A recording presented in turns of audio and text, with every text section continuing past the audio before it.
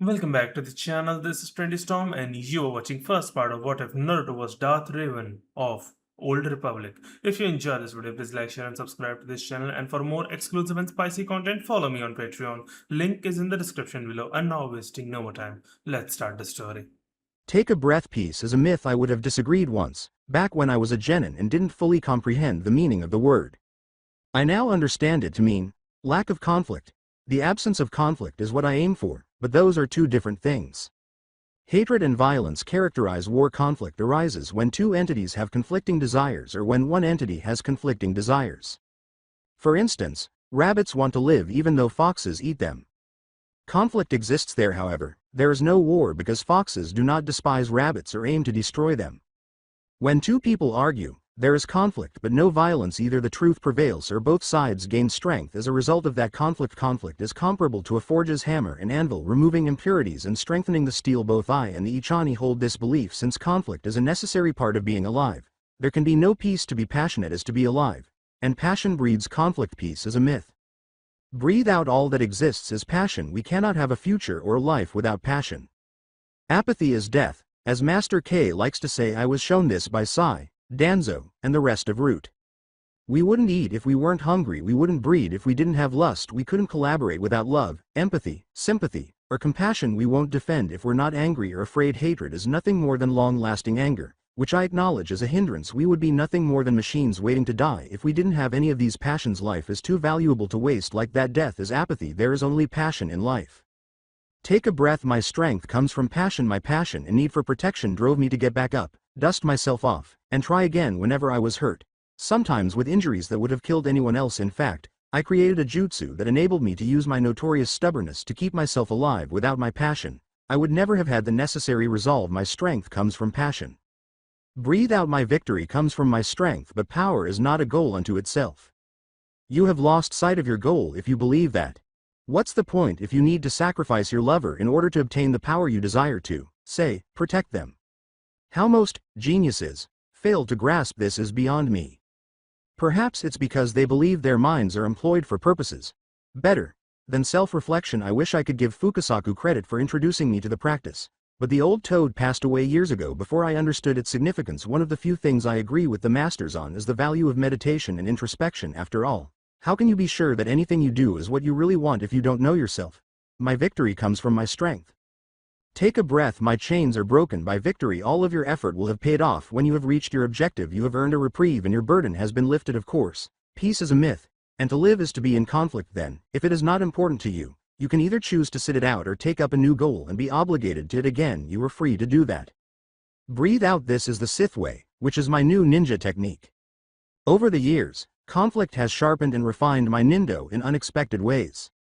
It was the need to be respected and wanted when I first started because the Hokage was needed and respected. I wanted to be one as a young child. I believed that the Hokage was needed and respected simply because he was the Hokage. As a result of his prior need and respect, the Hokage was, in fact, the Hokage. I was undeserving of the title because I only wanted it for myself when the need for recognition was my nindo.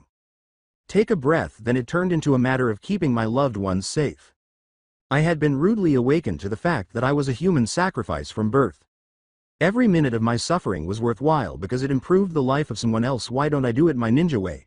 I had assistance, of course. My friend, who never had the chance to stop being my enemy, provided the assistance. Haku was his name. I had met this boy in February of last year, and he had a girl-like appearance. Even though it was more than 10 years ago, I still remember it like it was yesterday. I was dressed in that ugly jumpsuit that I had thought was so stylish all those years ago. Orange is a great color, but the design was terrible. Oh no, hold on. Why am I concentrating on that?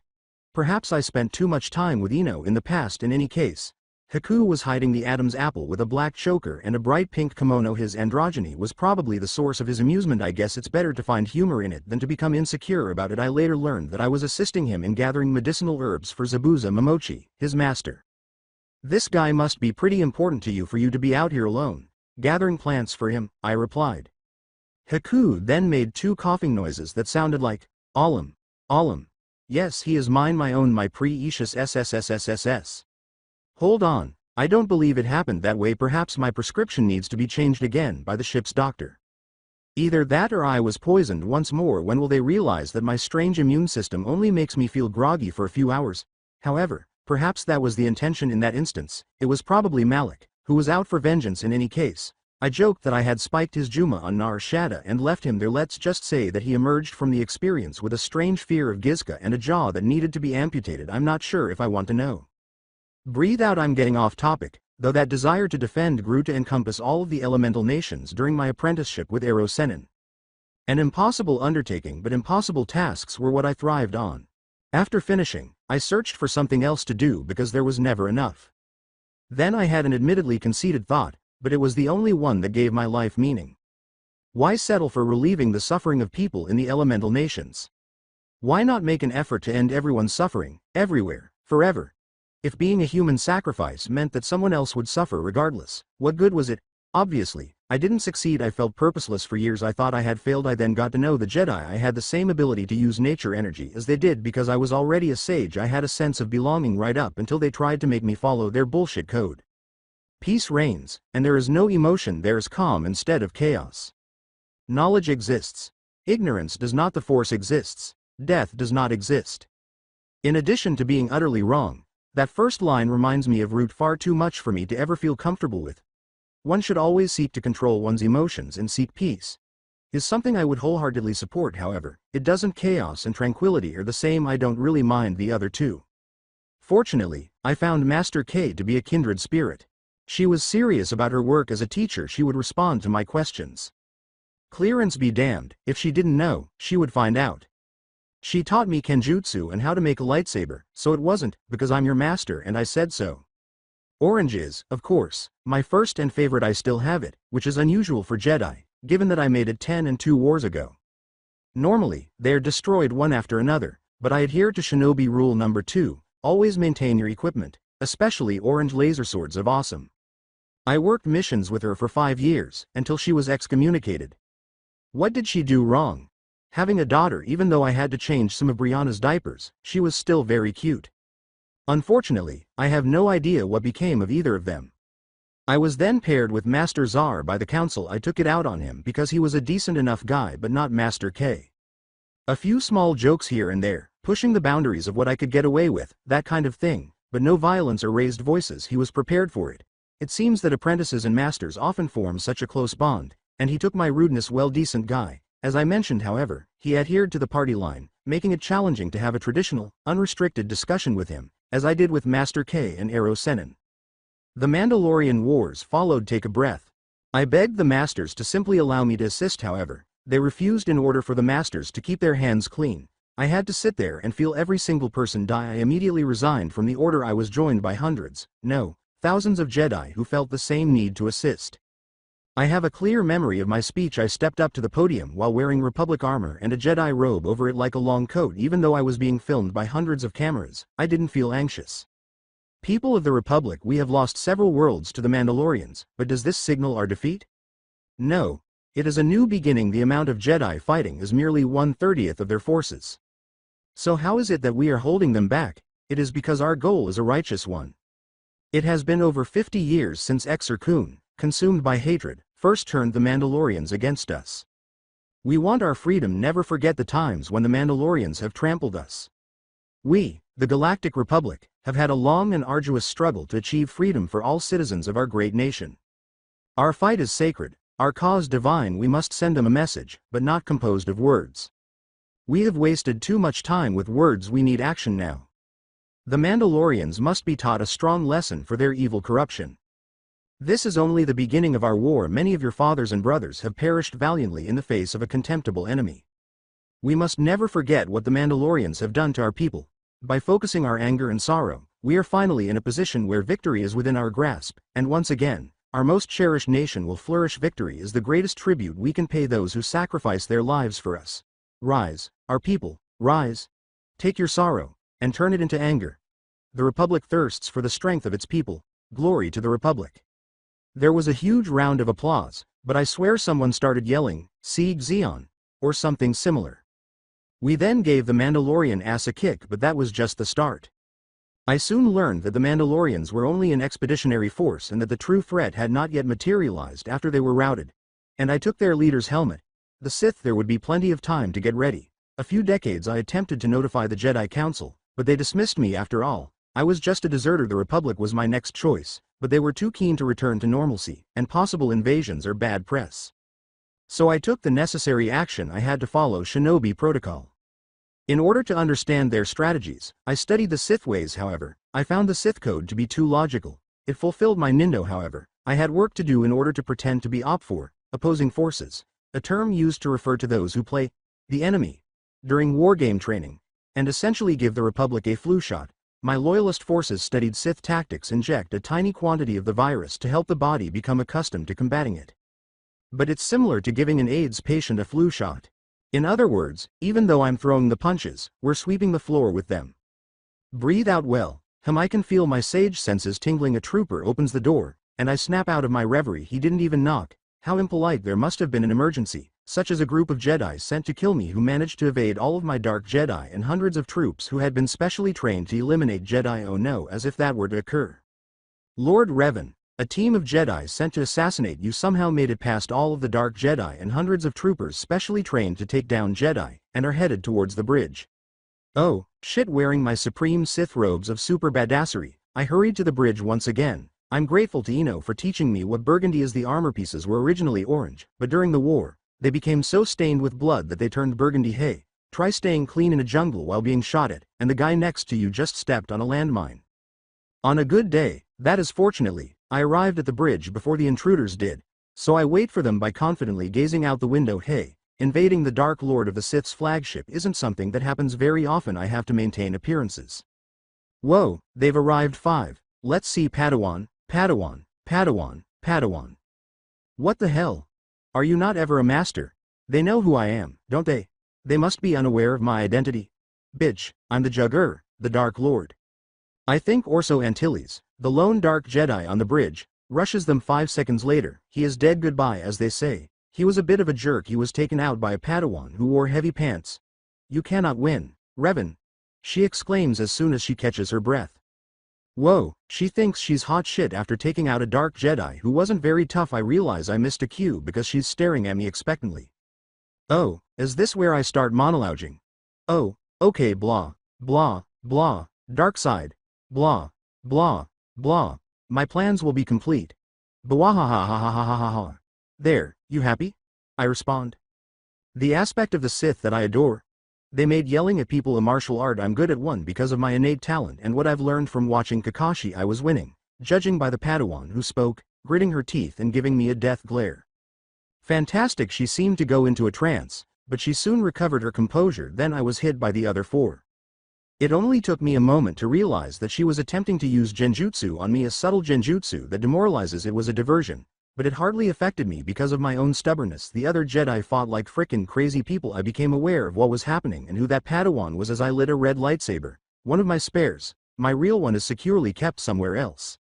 Sean Bastilla focuses on battle meditation. A more holy than thou fool. I once gave her a meditation detention, back in the order for using a vibrator instead of a lightsaber while she wasn't looking. Her expression was priceless, even more so as her master. Good times, good times.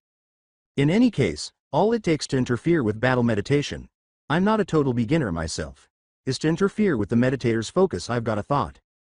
I sprinted over to her and gave her a quick feel using my super ninja speed. Honk, honk. Her expression was priceless. Anger, shock, and even a hint of pleasure were visible. The only other thought that exists is, keep up the battle meditation. After that, my gems. So, my favorite Kenjutsu style, skills handled the 4 chumps with ease. In my experience, all you need to succeed in life are audacity, creativity, and stubbornness. Bastilla Shan was the only one remaining. Is that Bastilla Chan instead? Hee hee hee. And the artillery barrage that came out of nowhere. Actually, it most likely originated from Malik and his flagship, Leviathan, as evidenced by both Kyuubi's chakra and my capacity to sense emotion that I acquire from Sage Mode. Oh, shit, the Nar Shaddaa incident must have really infuriated him. Alright. Looking around, half of the bridge is gone, and the fallen debris is the only thing maintaining the pressure in this room, which is on top of me, for the most part, and a considerably smaller amount passing through one of my kidneys. Well, it will get better to get out from under here. I'll probably have to make it worse, but it'll be worth it.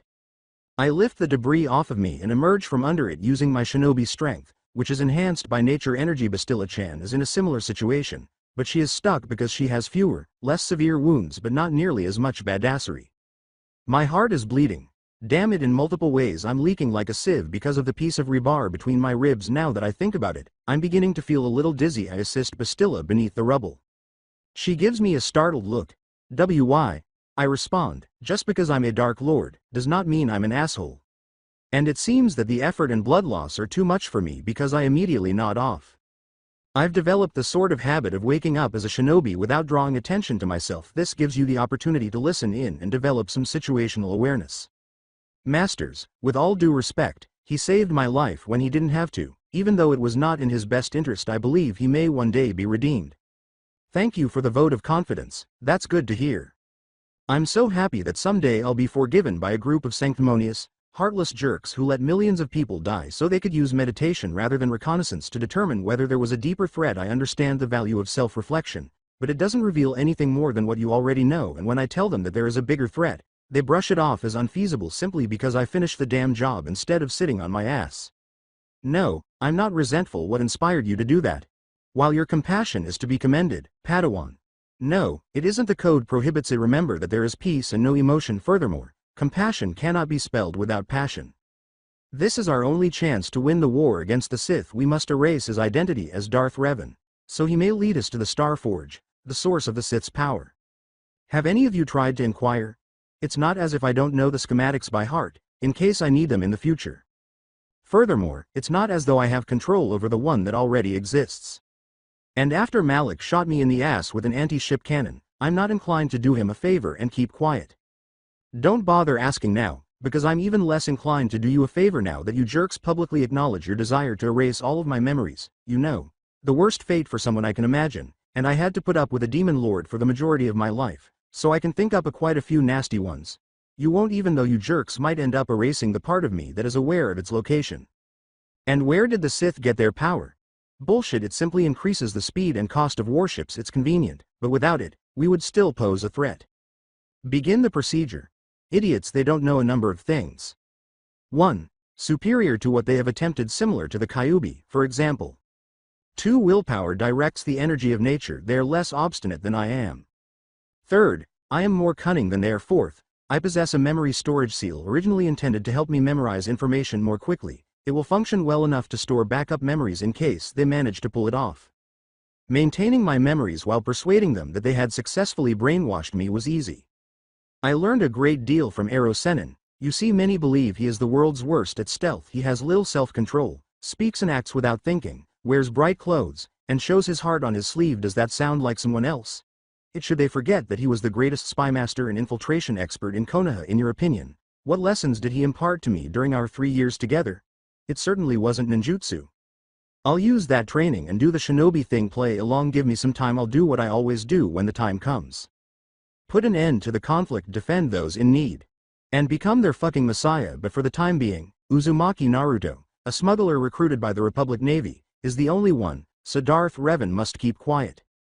Yes, I didn't even get a new name from the idiots. Despite this, they believe my given name is my clan name and vice versa. Fools. After a month, you know, I wouldn't have been ready for the Navy at all if it weren't for D-rank missions.